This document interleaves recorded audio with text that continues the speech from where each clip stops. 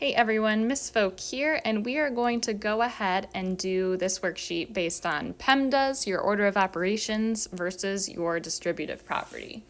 Now this should be review considering we've used the distributive property when solving for equations.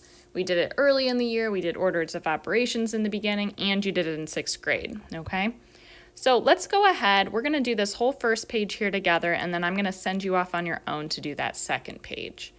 So for your first page, we're going to start on doing our order of operations side first, so our PEMDAS. And again, I wrote out what that actually means way up here, okay?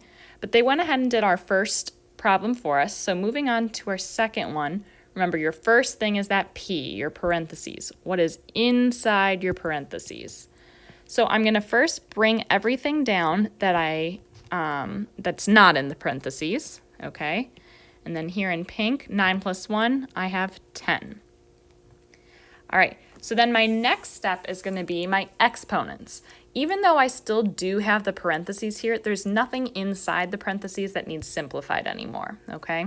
So I'm going to move on to my exponents. So I have 3 squared. And remember, 3 squared, that means 3 times 3. You're multiplying 3 twice because of that 2. So 3 squared is equal to 9. And then I'm, again, going to bring everything else down. And now I have in my PEMDAS, my next step is that multiplication and division. Remember, that happens in the same step. You just move from left to right. So here I have 5 and 10 next to each other in the parentheses. Remember, that means we're multiplying. So I'm going to go ahead and bring down my 9. I'm going to bring down my minus sign. And now I have 5 times 10, which is going to give me 50. Oh my goodness, 50, there we go. And now for my final step, I'm just gonna do 9 minus 50, and that's gonna give me a negative number, obviously. So think, what's 50 minus 9? That's gonna be 41. And since we're doing our smaller number minus our bigger number, it's going to be negative. So our final answer here is negative 41, okay? Let's move on to this next one here. So yes, we could use distributive property for this next one. That's what we're doing here on the right. So on the left for our order of operations, remember we're going to do what's in our parentheses first. So I'm going to go ahead, bring down my 3 and my 2. And in my parentheses, first I have 4 minus 2, which is just 2. Over here on the left, or on the right, I have 6 minus 1, which is 5. And now I have just a regular problem. So next is that multiplication and division step since we don't have any exponents. So 3 times 2 is going to give me 6, and 2 times 5 is going to give me 10. And now obviously we just have to add those together and we get 16. Okay. All right, one more down here. Let's do our parentheses first. And now with this one, we actually have order of operations within our parentheses too. So in our parentheses, we have 8 minus 2 plus 1. So no multiplication or division, but we do have to do addition and subtraction. So remember, we're going to work from left to right. So 8 minus 2 is what we're going to do first, and that's 6. Bring down your plus 1. And now we're left with 6 plus 1 in your parentheses, which is just our 7. And then finally, we have 7 times 7, which is 49. Okay. All right, and moving down here, we got one more, and we have parentheses again. So I'm going to bring everything else down first. All right. And in our parentheses, we have 5 plus 1, so that's easy enough. We get 6 there. Now we have multiplication and subtraction left. So first in our order of operation comes multiplication. So we have negative 3 times 6. So remember, a negative times a positive is a negative. So we get negative 18, and we're left with minus 10.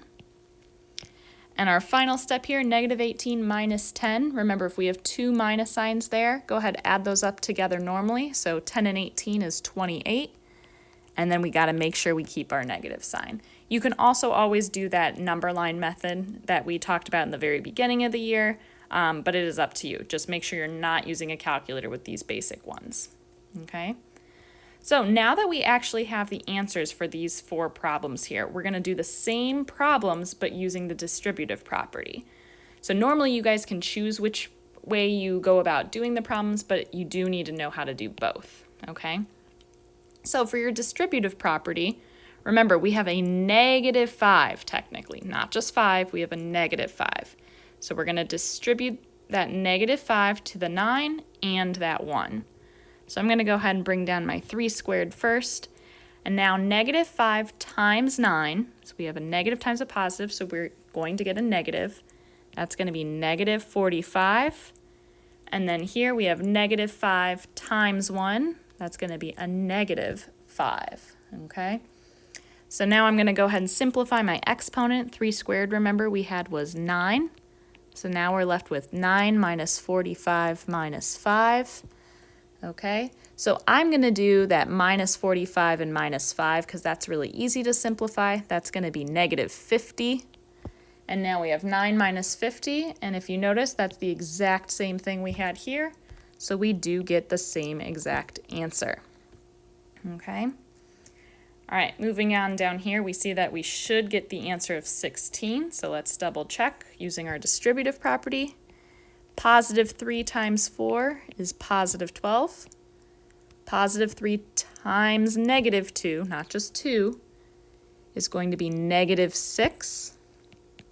Now we have 2 times 6, that's just going to be +12. And we have 2 times -1, so that's going to be -2. So let's work left to right here. 12 minus 6, that's easy. We get 6. 12 minus 2, we get +10. 6 plus 10, we do get our 16. Okay. And 2 more here. Again, distributive property. So 7 times 8 is what we're going to do first, 56. 7 times -2 is -14. And 7 times 1 is +7. So again, let's go ahead and do these first. So 56 minus 14 is going to give us 42. Bring down your +7. And 42 plus 7, we do get 49. And again, let's double check. Is that what we got? Yes. And our last one here. Again, now we have a negative on the outside, so we're distributing using that negative sign. -3 times +5 is going to give us -15. -3 times 1 is going to give you -3, and then bring down your -10. So let's go ahead and combine these first. -15 minus 3. So remember, if we're doing that number line method, here's your -15. Since we're subtracting 3, we're moving 3 to the left. So that's going to give us -18. Okay, -10. And then again, we have 2 minuses, so add them together. 10 and 18 is 28. Add on your negative sign. Okay, so I'm going to have you guys do this next page here on your own. Please let me know if you have any questions. And then obviously, if you do these and you get 2 different answers for the same problems, you made a mistake somewhere. Please let me know if that's the case. I'd be more than happy to help, and I will be back with another video later.